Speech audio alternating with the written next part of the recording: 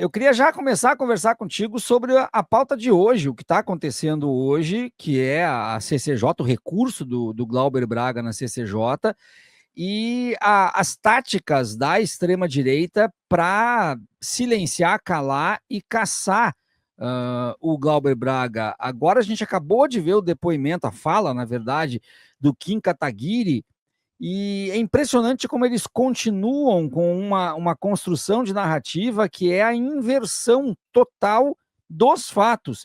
Eles conseguem, é uma coisa que choca, porque eles conseguem mentir descaradamente e conseguem reafirmar a mentira e conseguem lançar mão de uma espécie de combate, uma espécie de guerra que vai para a caricatura, que vai para o pitoresco, que vai para a desconstrução da discussão normal.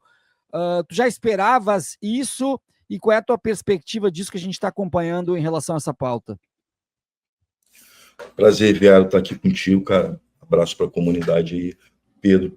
Então, Viário, eu entendo que a questão do Glauber ele vai além do próprio Glauber. Eles estão utilizando, ao meu ver, a imagem do Glauber dentro do campo simbólico para atingir toda a esquerda, todo o campo progressista, porque o Glauber é uma figura frágil dentro desse sistema, porque é um deputado de um partido pequeno, é um deputado extremamente combativo, é um deputado que não é diretamente alinhado ao governo, mas que dialoga muito com o governo, com o campo progressista, e que, ao meu ver, estão utilizando ele para poder atacar a esquerda como um todo, para mostrar força, em especial o MBL, tá? Mas eu não estou falando só de MBL, estou falando dessa extrema-direita bolsonarenta também, não essa ultraliberal. Então, assim, levar a cabo essa cassação do Glauber, eu entendo como uma resposta simbólica ao poder que eles têm de fato hoje no Legislativo.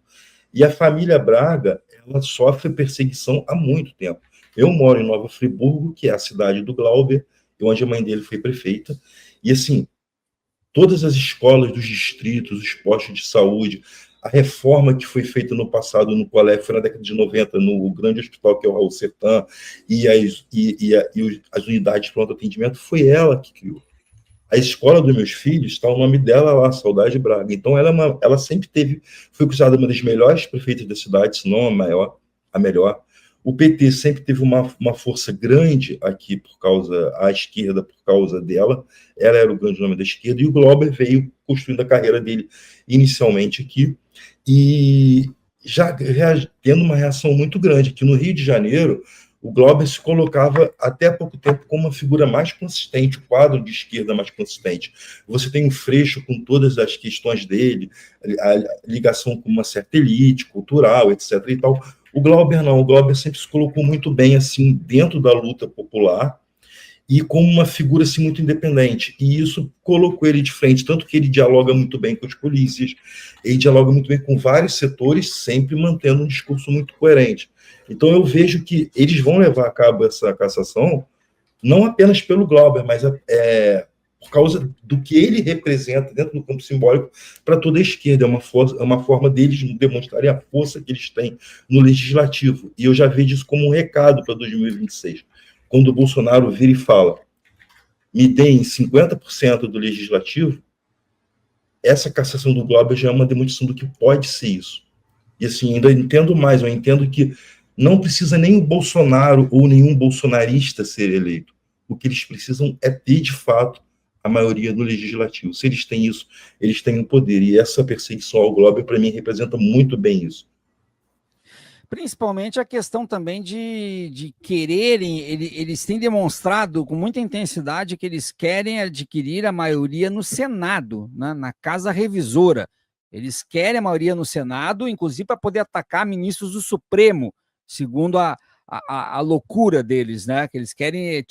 Eles sonham em dominar o Legislativo, dominar o Supremo Tribunal Federal e depois, se der para ter o Executivo ou não. Esse é um perigo iminente. Porque se isso for de fato uma realidade, a gente pode daqui a 10, 15, 20 anos estar falando no pior quadro possível para o Brasil. Tu entende isso como uma possibilidade? Entendo sim, Viário. Inclusive, eu vou botar uma questão aí que deixa as coisas mais complexas e mais perigosas. Quem vem sustentando essa extrema-direita, o crescimento dessa extrema-direita, são as big techs, são as redes sociais, são os algoritmos. E hoje o maior inimigo da extrema-direita global não é o Lula. O Lula é um cara até aceitável dentro de uma questão, de uma perspectiva de soberania, de defesa, assim. O maior inimigo hoje da extrema-direita global é o Alexandre de Moraes. E não é da extrema-direita brasileira, não. É da extrema-direita global. Por quê? Porque ele é o único cara que, assim, todo debate, o certo é que o debate sobre legislação e regulação de plataformas, de uma forma geral, fosse um debate legislativo. Só que o nosso legislativo foi colocado em peso lá num processo que eu costumo dizer que vem desde 2005, tá? Mas vamos botar aqui que se reafirmou, que se firmou a partir de 2012, 13. Quem hoje, se a gente tem essa configuração legislativa, é graças às redes sociais e à comunicação que eles aprenderam a fazer e dominaram nas redes sociais.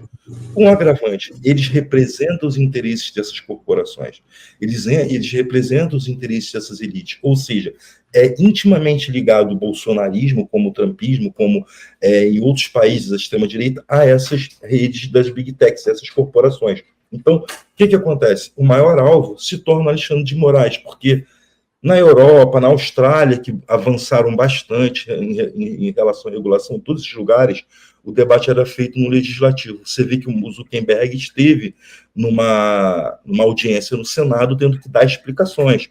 O Google, nesse momento, a Alphabet, está sofrendo um processo muito forte, que começou no legislativo e agora foi judicializado nos Estados Unidos por causa da lei antitrust, porque o Google domina simplesmente, né, a web. Então, isso se agrava aqui no Brasil, porque o foco deles, por que é o Senado? Que se eles têm Senado na mão, assim, irrestrito do lado deles, além de impeachment ministro de Supremo, eles têm um poder sobre todo o legislativo enorme, porque nada vai ser aprovado sem eles, porque eles é que determinam todas as pautas, e simplesmente a gente vai acabar o presidencialismo de forma oficiosa, mais oficial, porque não vai mais ter como se governar. Hoje já existe uma dificuldade imensa do governo com essa configuração de governar. Imagina com esses caras tomando todo o legislativo. E sim, o foco é o Alexandre de Moraes, porque ele judicializou a questão das plataformas. Isso, assim, Viário, você é um dos poucos caras que está sempre lembrando da pandemia. Sempre você lembra do inquérito da pandemia, da Covid. Você está sempre levantando essa bola. O Alexandre de Moraes tem muito poder na mão. Ele tem junto o inquérito da pandemia, ele tem o inquérito das fake news e ele tem o inquérito do 8 de janeiro. Esses 3 inquéritos são a maior prova no mundo do perigo dessas plataformas, dessas big techs, da política algorítmica, da dominação algorítmica. Então, assim, ele tem muito poder na mão. Ele tem, a hora que isso virar um livro, isso já está vendo artigos científicos, análises, tudo que é lá.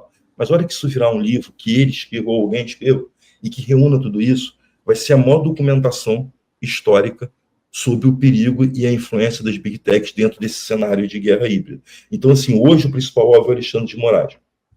Tá? Então, assim, por isso eles estão tão interessados, né, em judicializar, em criar esse lawfare reverso em relação ao 8 de janeiro, em relação ao inquérito das fake news. Uma coisa que eu não entendo, assim, que eu estou esperando é que esse inquérito venha ao público das fake news, porque aquilo ali pode ser a bala de prata em toda, não somente no bolsonarismo, mas em toda essa rede. Então, assim, eu acredito que 2026 está vindo aí e eles vão com força total. Não necessariamente... Eu tenho feito a seguinte leitura, não sei se vocês concordam, que independe para eles o Bolsonaro estar preso ou não. Para eles é até melhor que não exista a figura do Bolsonaro como presidente, e sim como um mito.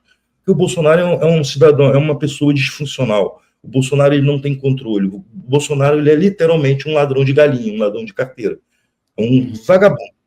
E é uma figura que se tornou esse grande ícone, né, dentro da extrema-direita, e que, ao meu ver, para eles é mais interessante esse ícone calado, preso como Marte, do que como candidato. Tá? Se o Tarcísio vier com um discurso que vai dar anistia, que vai libertar ele, e que vai acabar com esse processo todo do 8 de janeiro e da fake news, etc. e tal, isso tem uma carga semiótica muito forte para essa base da extrema-direita.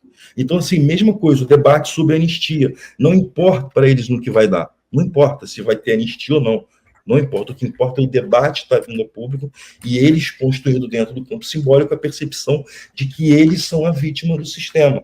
Então, assim, eles estão muito bem articulados com o poder das plataformas, dos algoritmos, com o poder financeiro do mercado, com o poder dessas grandes empresas, esses grandes think tanks, fundações ultraconservadoras, e não só ultraconservadoras, mas como neoliberais, que estão apostando novamente na desestabilização do Brasil, e eles estão indo para cima da institucionalidade do Estado brasileiro. Assim.